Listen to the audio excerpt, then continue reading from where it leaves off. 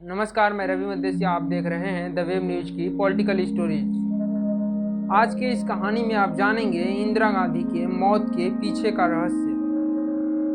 कहानी शुरू होती है 13 दिसंबर 1929। लाहौर में कांग्रेस का एक अधिवेशन हुआ जिसकी अध्यक्षता जवाहरलाल नेहरू कर रहे थे। इसी अधिवेशन में सबसे पहले मोतीलाल नेहरू ने पूर्ण स्वराज्य का प्रस्ताव रखा था, लेकिन यह प्रस्ताव कुछ गुटों को नागवार गुजरा, जिसका विरोध सबसे पहले मोहम्मद अली जिन्ना, फिर दलित समूह का अगुवाई कर रहे डॉक्टर भीमराव अंबेडकर और बाद में मास्टर तारा सिंह का शिरोमणि अकाली दल कर रहा था। मास्टर तारा सिंह सिखों के लिए एक स्वतंत्र राज्य की मांग कर रहे थे। 15 अगस्त 1947 भारत आज़ाद हुआ। इस आज़ादी ने भारत के दो टुकड़े कर दिए थे। गोरों ने मोहम्मद अली जिन्ना के उस प्रस्ताव को स्वीकार कर लिया था जिसमें जिन्ना ने मुस्लिमों के लिए एक अलग राष्ट्र की मांग की थी, लेकिन अकाली दल के सिखों की मांग अभी भी सुलगते आग की तरह वक्त वक्त पर धुंध बिखेर रहा था। साल 1967 अकाली दल ने गठबंधन से सरकार बनाई, जिसमें जगजीत सिंह चौहान, जो पेशे से डॉक्टर थे, उनको विधानसभा का अध्यक्ष चुना गया।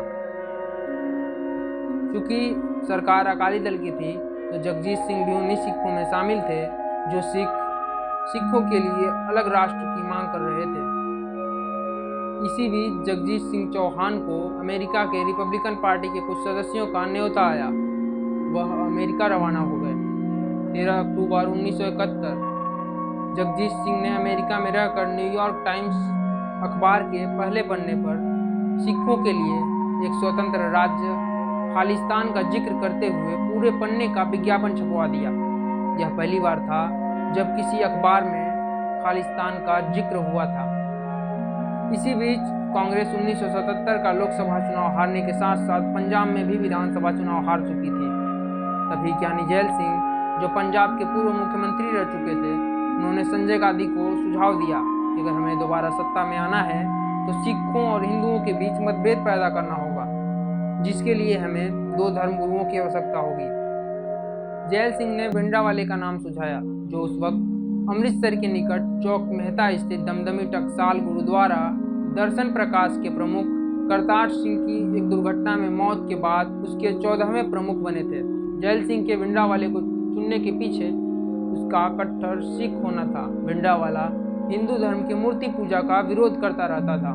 संजय गांधी और जैल सिंह भिंडरावाले का इस्तेमाल सिखों को अपनी तरफ करने के लिए करना चाहते थे।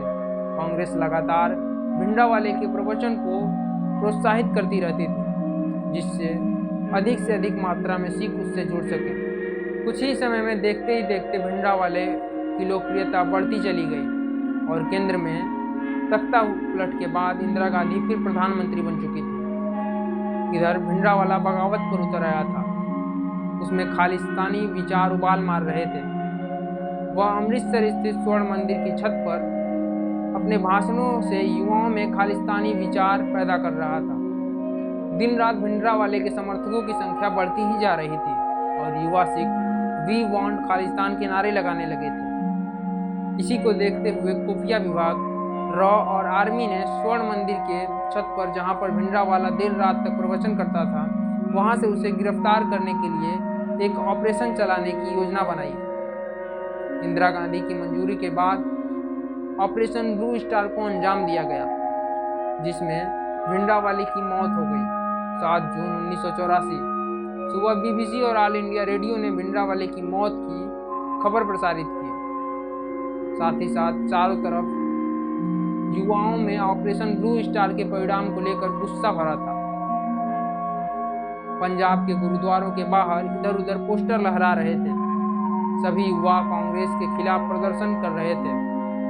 ऑफिसर जीवीएस सिद्धू के अनुसार स्वर्ण मंदिर परिसर में लंगर द्वार के पास लहरा रहे एक पोस्टर पर लिखा था, सिंह साहिब अमरीक सिंह ਅਤੇ तारा सिंह ਨੂੰ ਤਸੀਹੇ ਦੇ ਕੇ ਮਾਰਿਆ गया है। ਹੁਣ इस ब्राह्मणी ਨੂੰ मारन ਦਾ हर सिख का फर्ज बनता है। यहाँ ब्राह्मणी शब्द का इस्तेमाल इंदिरा गांधी के लिए किया गया था। सिख युवाओं के भीतर इंदिरा गांधी को लेकर खूब गुस्सा भरा था।